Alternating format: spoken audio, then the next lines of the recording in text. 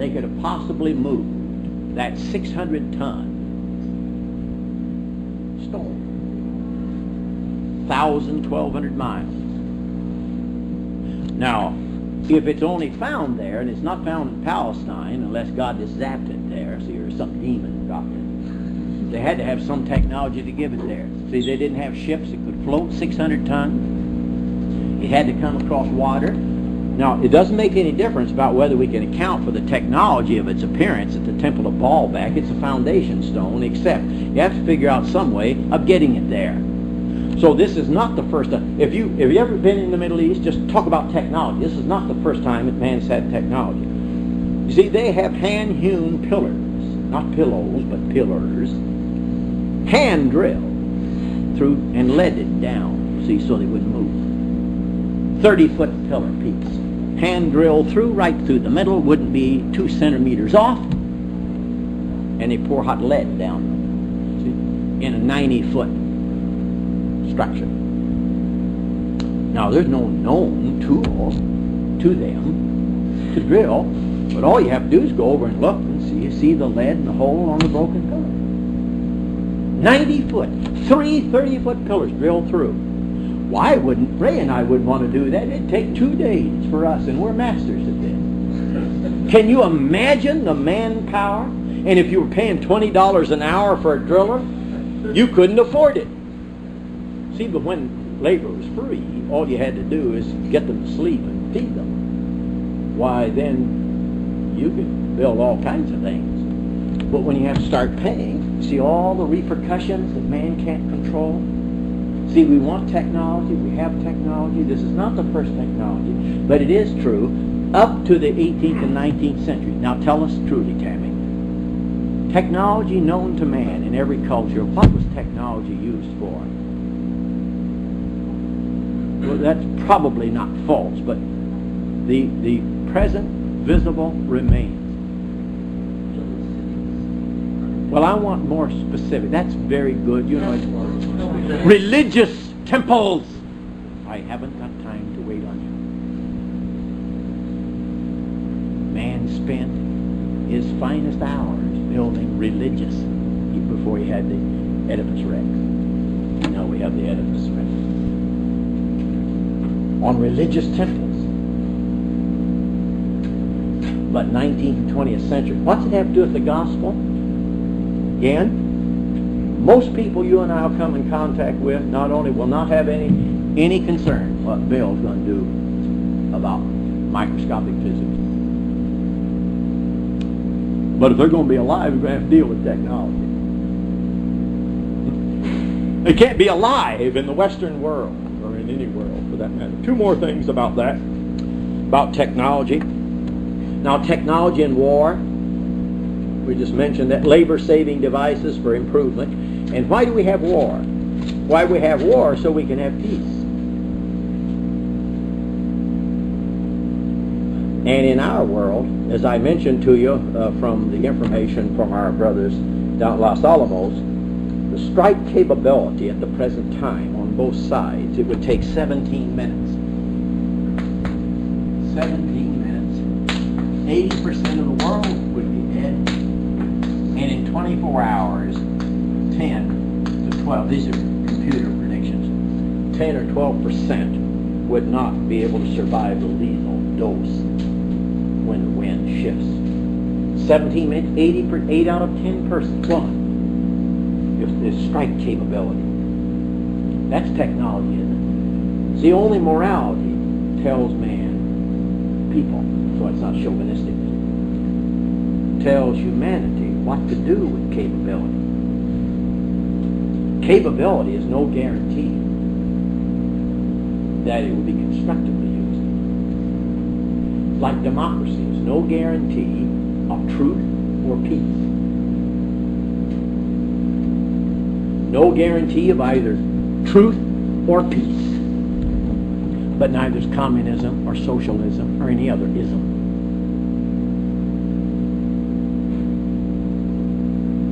But democracy fits better into a relativistic age because we'll just vote. We'll take a poll. Think about that. Now, war. Hot and Cold War, government role in technology. Now, as long ago as 1978, the American government spent $25 billion on scientific research. Last year, it spent $150 billion on research. Not on products, but on research.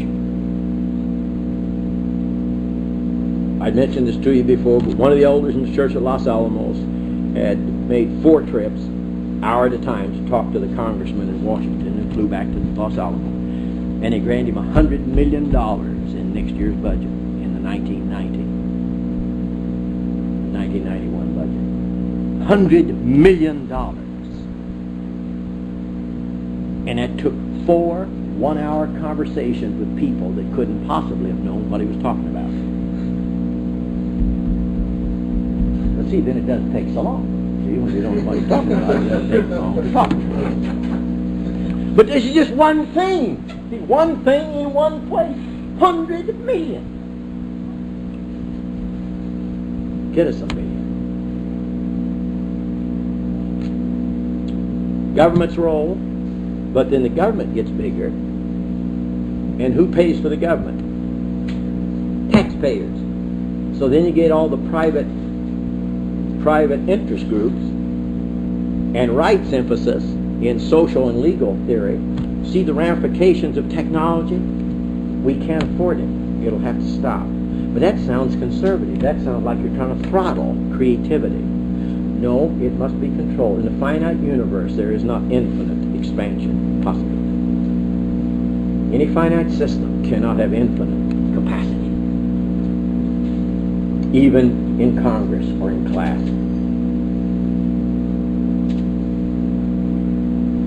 Now, technology, this final thing, technology and a worldview. Science, in replacing myth as a rationale for technology, has not produced a comparable value system. One of the reasons that technology is out of hand in our culture, and we must read Jacques Ellul's book, The Technological Myth, is out of hand, is that it has no value system to control it.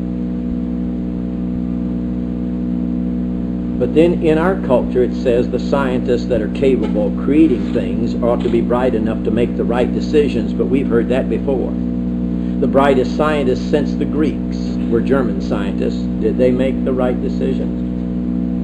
See, we have data against the assumption that bright people know what best to do with the information. We have data. Data. Hard data.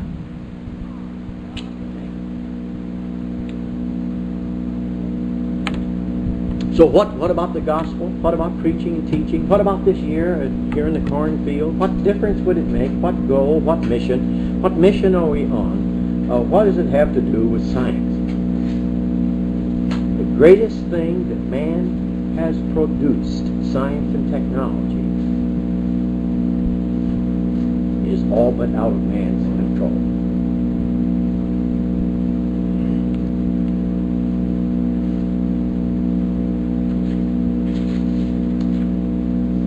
And it's at that point that we must address these matters. And I don't mean have a little talk about it when the kids have no interest. They would rather hear, which is sound at least, 180 decibels of sound, and really have a lot of fun. And when they're being liquefied here, they're going to have to hurry and have it. Think how quickly you'll have to have fun.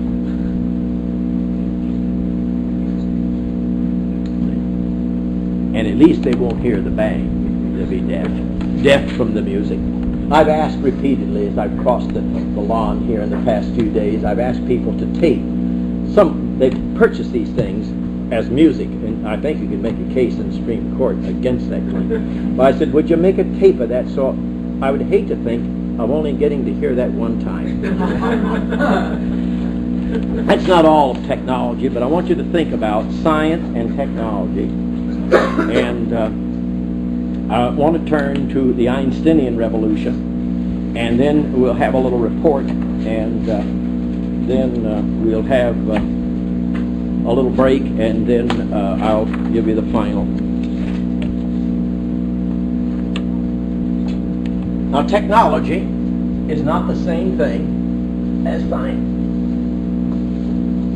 And technology is not just applied science, though it is applied science. Technology came into existence and continues in existence as a norm to produce the quality of life, to improve man's lifestyle, improve daily existence. God knows there's enough misery, heartache, and tragedy in the world, so any improvement certainly is necessary.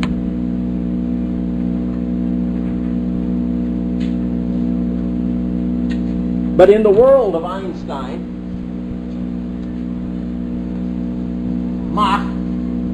Ernst Mach at Vienna, in the Vienna Greece and Vienna Circle,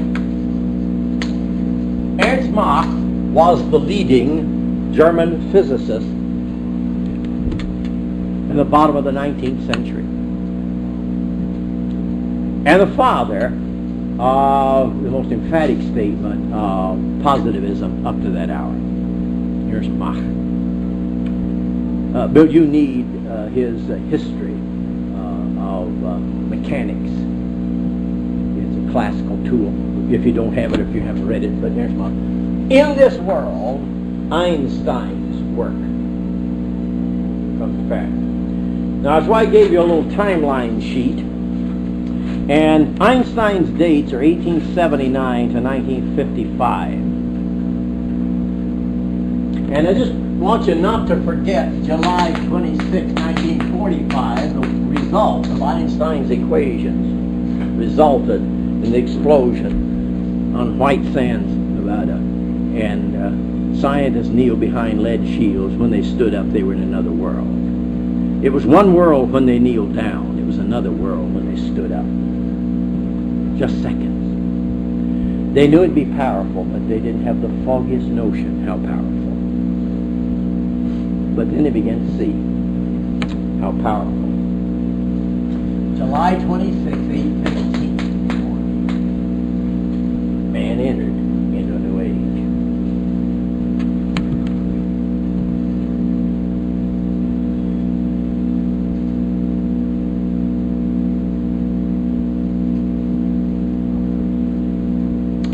Albert Einstein is undoubtedly the best known of contemporary scientific names, scientists' names.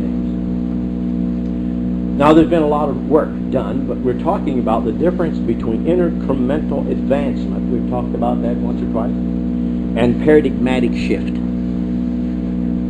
Now, Einstein's equations, this is what I want to say, Einstein's equations are the end, represent the end of positivism. I.e., that the universe is totally explainable via a mechanical model.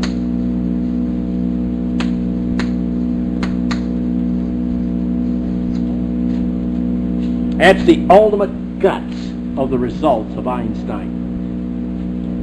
That the universe could no longer be explained in toto as a machine.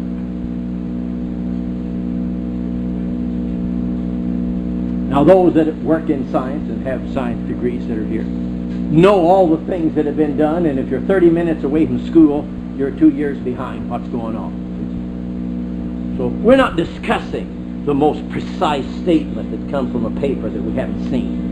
Because we have to trace the ideas and their impact on society and their impact on a discipline and their impact on man long before we can tell some papers are worthless, even though they're well done. They aren't about anything. And some just change the world because they're about fundamental issues. Fundamental issues. Some things are fundamental. Most things cannot be fundamental by the very nature of the case. Everything in a building or a house can't be foundational. You know, everybody would understand that. Something, though, is fundamental. foundation. Now, before I start him, we'll just take 3 or 4 minutes just of sheer joy, running up and down the hall, shouting at joy or for joy, whatever. We're glad that you came. I didn't think she'd be back last time with a lot of swearing in here and everything. And it's good to see her and you. Okay. Now, you don't have to leave, but I'll be back in 3 or 4 minutes. We'll start here. Thanks a lot. Good to see you.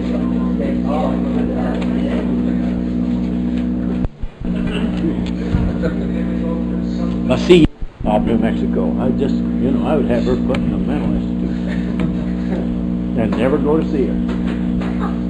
That bad. My mother's dead, so she's not going to do anything. She's dead for a little while. Einstein, that's the essence of Einstein. And the time paper that you never looked at either. The concept of time is imperative because the reduction of curved space and alternative geometries, and whether time, space, time and space in classical physics, and time, space, whether time, space, and mass and energy are mental constructions. See, this is very important because of the distorted use by New Age physicists about contemporary microscopic physics. And it's not only important for physics. See, what is it? What does it do? But it's important because, again, practicing physicists, see, just misunderstand nature. How could that be? Well, they're also not constructive physicists. I've never heard of a constructive Buddhist physicist. You spend too much time meditating on your neighbor. And that's not a big call for creativity. Einstein is an important name. If we just stop with him, don't mean the world of science stopped with him, but we will have to. Come to be regarded as the type of the scientist who lives in an intellectual atmosphere so rarefied that laypersons dare not enter it. He's widely believed to have made science so abstruse and complicated that it retreats ever farther from the ambitious grasp of the fledgling. Einstein's theory of relativity, I want to put that down, and the big Bill here knows his theory of relativity, is ridiculous that many philosophers and theologians interpret that to be a theory of relativism. But Einstein's theory of relativity is not a theory of relativism. Einstein's theory of relativity is the judgment against the absolute space and time location of the observer. The theory of relativity is a direct confrontation with the absolute objectivity of science. Now that's very important, whatever else it is technically. Theory of relativity is the affirmation that the observer in microscopic particle research enters into the process. And there is no such thing as the Baconian ideal of absolute objectivity in physics. This is the fountainhead of what all major minds, I have no fear that that would be general, all major persons would say, all physical theory, even today, is theory-laden. There's no such thing as merely observing objective data as it actually is in the world. It's always observed through theory construct. So we started out by saying we've got to get rid of theory because that sounds like religion or metaphysics. This is Kant. Anything that's abstract, we're dealing with concrete particulars because we're empiricists. Well, now science advances only in the most abstract parameters of thought. Now, it doesn't mean that it's abstract that they can just make up anything, because it must be testable. It must be publicly testable. Well, there's more to old Einstein than that, but now from relativity emerges a new mechanics. We're done with the mechanics that the world is a machine. If you've not read at all the chapter on the world model as a machine in Yackie's The relevance of physics is a place to start. It's easy to read, it is accurate, and he talks about the models, see, of the universe, and the world is a machine. Now it's very important because this is a direct attack if the world is a machine, and that everything in the universe is has a causality structure. Notice we lost miracle with Hume's analysis of cause and other deductions from that analysis. And by the time we get to 20th century, not very far in the 20th century, the very foundation of that argument is collapsed. So it's fine to go through Hume's argument, see, in a class if you've never read Hume, but bring him into the 20th century and he won't survive. So you don't need to refute him, because he can't refute miracle because he can't even justify his own position. So you don't need to worry so much about him refuting miracle with it. Well, some people don't even do Hume, let alone come into the 20th century. So I invite them to both worlds. So causality, and notice what happens. If the world is a machine, what does it do with a person? Well, immediately in the social sciences, we take up Tuesday night the fall semester, see, this model was shifted into psychology and sociology, and man was a machine. Man was a machine, and then man was an animal. Well, then why would you have prisons to put animals in prison? The moral crisis. We get reports from the Girl Scouts that are helpful, because it's deep in the culture. See, that's why it's helpful. But time you apply this model to the social sciences, see, then you get penology, you get social theory that nobody's to blame. If everyone is causally, genetically, and environmentally determined, you see, it collapses morals, it collapses responsibility, it collapses. That's what people are taught at the university from a model of science that's not even maintained. But that's how far even bright people are behind. See, many intelligent people are still perpetrating things that aren't true. And they would hold up the legitimating structures of their degrees. I tell them, well, I have a thermometer in my garage that has degrees. But it only registers. See, it doesn't control temperature, it only registers temperature. I'd rather be a thermostat than a thermometer any day. One controls temperature and the other merely registers. So if you had to choose between, now don't carry this into a series of sermons in the church, oh, to be a thermostat or oh, to be a thermometer. So the thermometer's on this side and the thermostat's on this side. Please don't, I don't want word to come back to me after taking on the Chinese government in Hong Kong. I don't want to hear about a series of sermons being published in the standards on the thermostats and the rheostats. You won't do it to me, I'm sure. But I won't turn my back on any of it. Now this theory, this relativity emerges as a new mechanics. Now we've got people in the sciences, and you've got to stay in the sciences, and you've got to stay on your knees in the sciences, and you've got to help the church inform the coming generation. See, much of the generation's present, and another one's on the way, but we can't go through the next generation and a half like we've gone through the previous 25 years. Please don't allow that to happen. Relativity, Einstein's relativity equations emerge as new mechanics, which are intimate relationship between time and space and mass and energy. Seems so far removed from Maudie's bunions and the breakup of Jackie Bob's adulterous situation in the church. So far removed from all the crises that people have. What can space-time hyphenated and mass energy have to do with the Bobby Lou's breakdown? Everything in the world.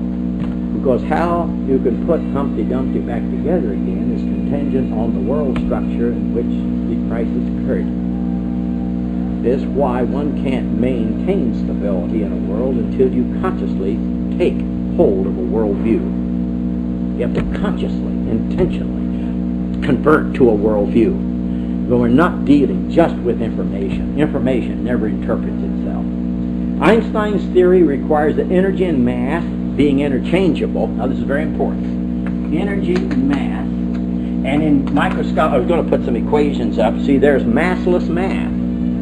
Well, that sounds like a contradiction. See, that's where thought and logic, that's important in the discussion. We're not going to discuss, but we're going to discuss the use of New Age physicists using that. How do you have massless mass? How could it be mass and not mass? Well, it's over time. See, when you're talking about 100 billionth of a second, that has no practical relevance to people, that we talk with in the church. But the nature of reality functions like that. So when they ask you to be real, you have to ask them, which one's being real? Who's living in what part of the real world? Well, you won't ask them because you're afraid to be fired. I'll ask them. I've been thrown out of better places than this, I can tell you. Now, energy in the form of light, the example, must have weight. Energy and mass, interchangeable, similar properties. Energy in the form of light. Einstein's equation. How could light, heat, magnetism? See, we have three fields. See, one heat, one magnetism. How could the universe be created instantaneously without? See, how could space, without the utilization of time? This space-time matrix. So, the simultaneity principle. How could anything happen simultaneously? How could any event occur without the consumption of time? Well, there are examples of that here. Microscopic physics.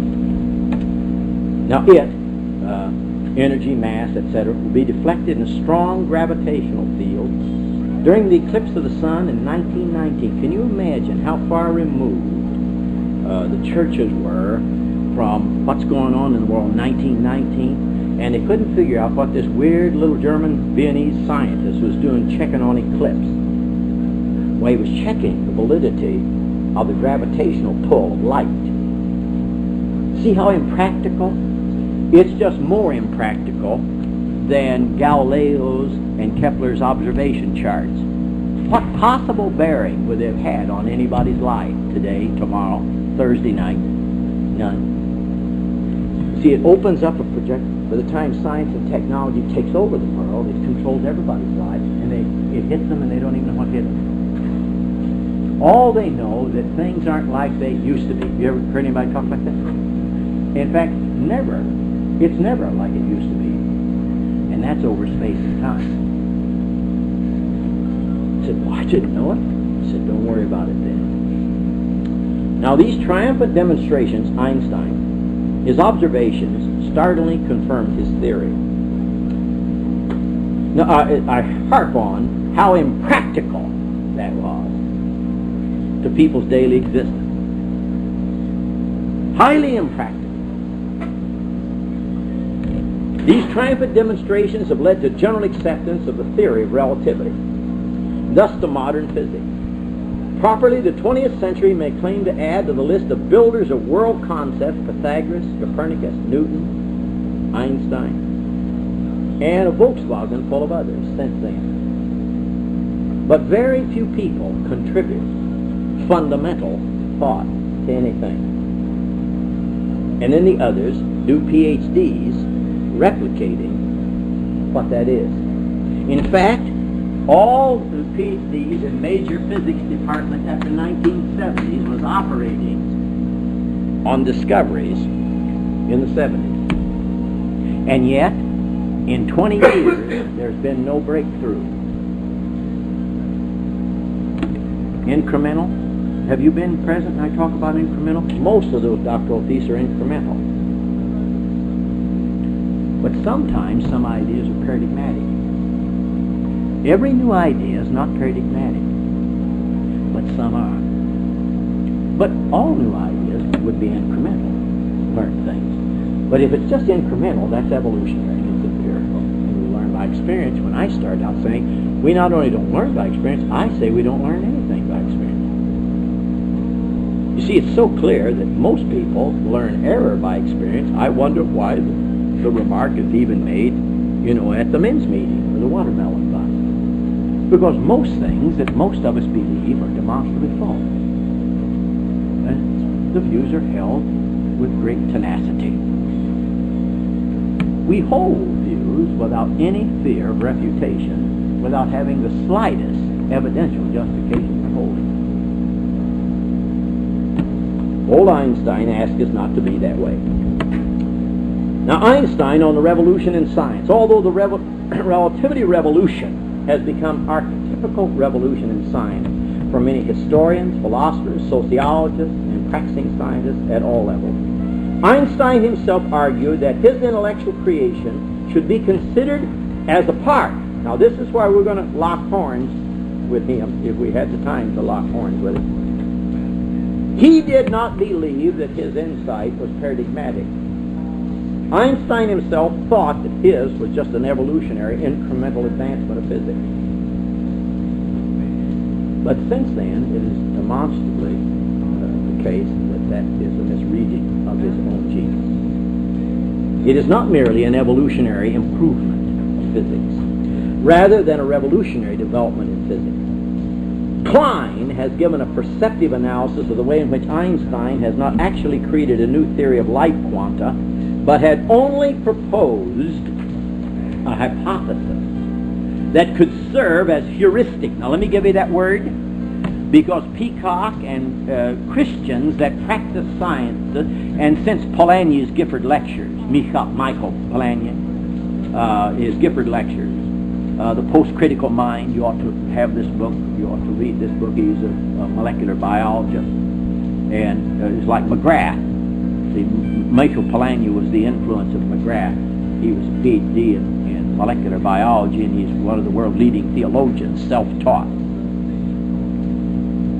And if I were younger, I would be in Oxford studying with McGrath. That's what quality of mind that he is on his own. See, most people that are bright enough don't have to go to school to learn things. They just need the books and things. So you just get the books. Heuristic. H-E-U, let me give you a word. You said, well, I got a word tonight anyway.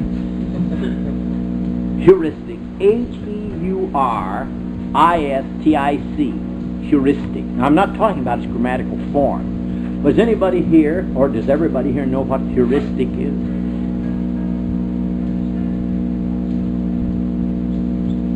No, that's heuristic.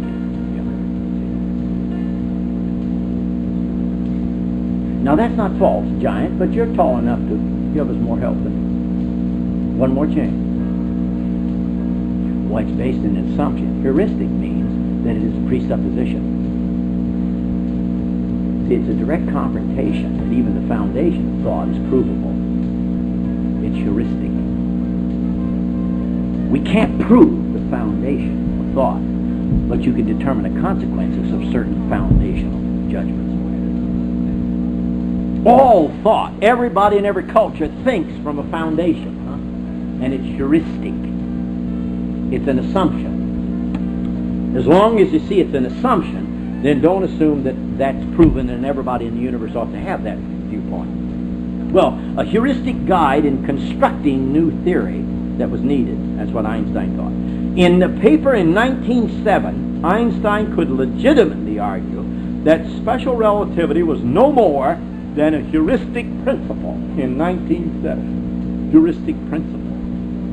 Well, it's going to be more than that, see, but that's what he said in 1907.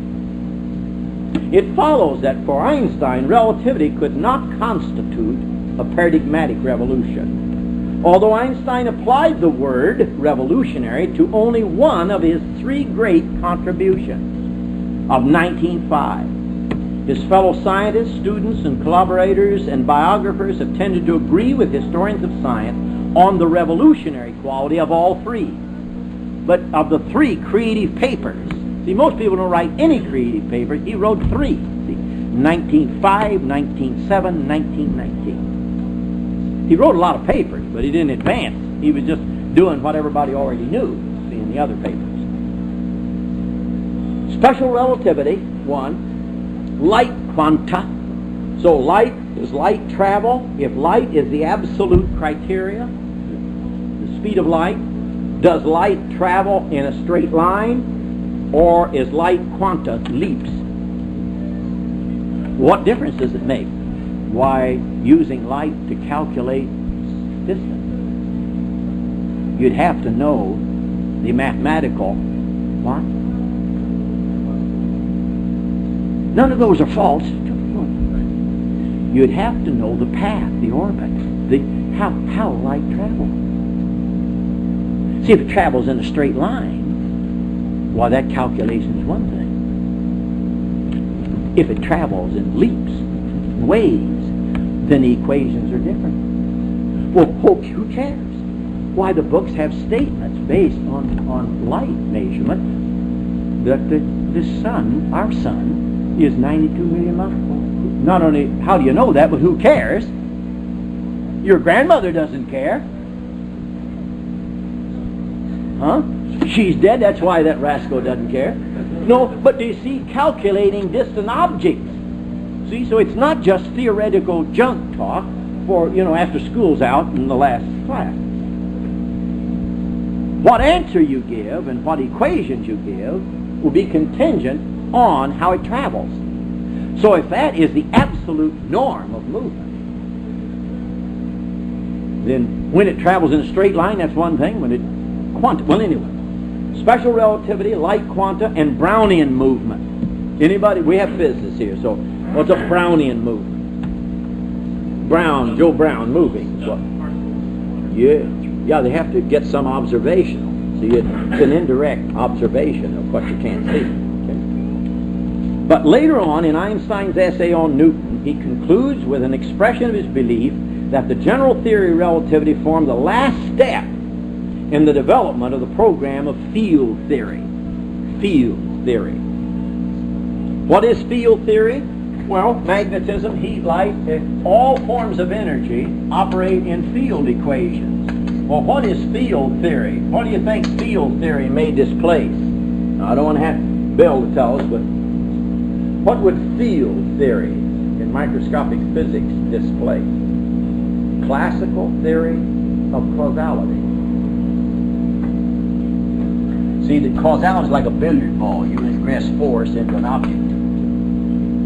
Well, field theory is an entirely different description of how matter, realities, interrelated. Yeah. See, that doesn't make much common sense, does it? Action at a distance. You ought to be able to levitate a Buddhist. I've seen a Buddhist priest levitate a 2x12. I have IQ much higher than a pair of shoes, and I think I've seen that.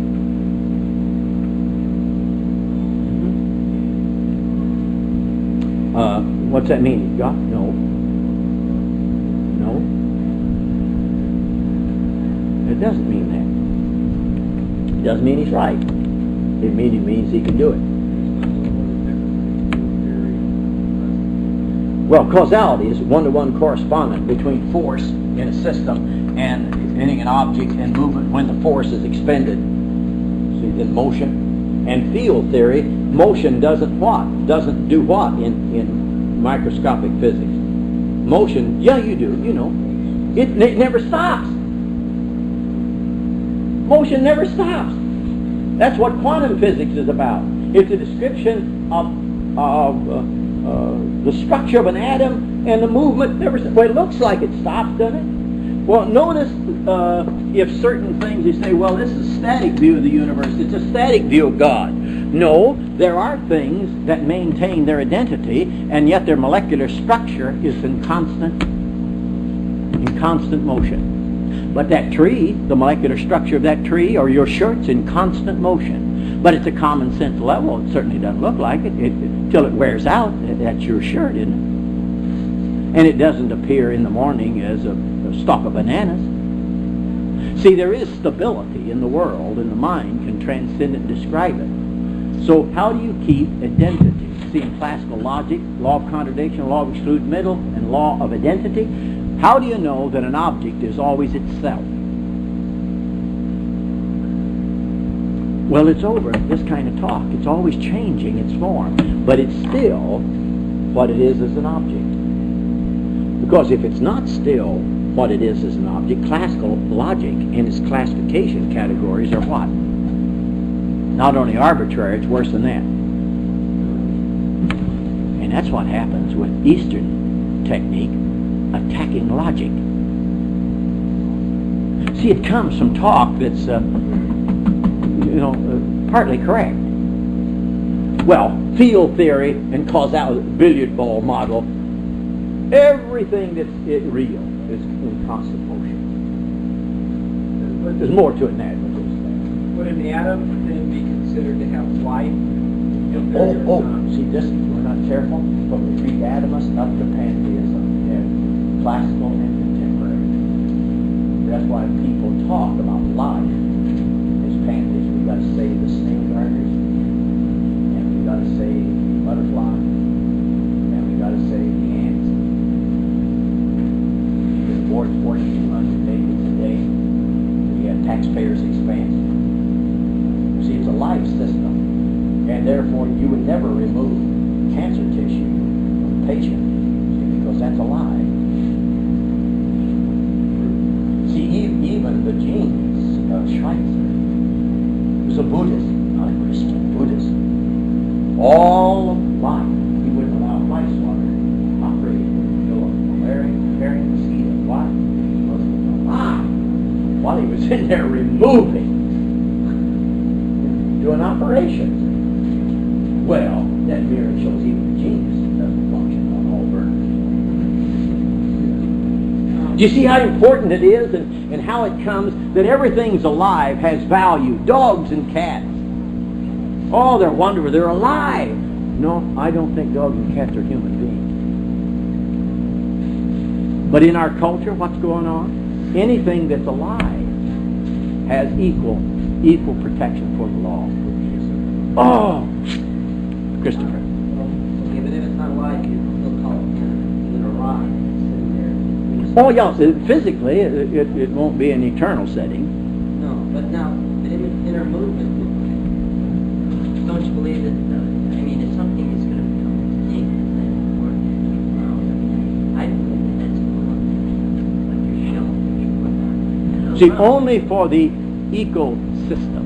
Right. But it would help better knowledge of man, things. Well, no, this is not false. I don't mean no in that sense. I mean, there's more concern in some quarters for non-human parameters of ecosystems than human beings. See, if I believe God created the ecosystem and you throw out the balance, if you eat rabbits, it's not just killing rabbits, it throws the whole system out. So, what I call biblically the dominion mandate, say now, you can proliferate too many rabbits. See, well, that would throw the system out. So what you have to do scientifically, try to figure out what the balance is. Balance. See, for the stability. That's not full. But see, Hinduism, Buddhism, and Eastern metaphysics takes hold. I hear what you're saying, and that's important. It's a matter of motivation. Yes. It's just a matter of where you do it for ecological sake, or they'll do it for. It has Its own sake. See, it's alive. See, a leaf is alive, and this rattlesnake's alive. But we don't have the choice with these women going out and aborting children. Everybody was able to vote on that. And I can't say, hey, you can't do it. No, it's not. I hear that. See, in 1973, our Supreme Court used Paul Tillot's definition of religion as ultimate concern. That could be the University of California, or Paul Tillot's ultimate concern, to redefine the First Amendment. So it's no longer the First Amendment from this period forward. See, it is the foundation of the restatement, see, on abortion, people's rights. Well, we have rights. No one marches any place about our rights to call the law of gravity.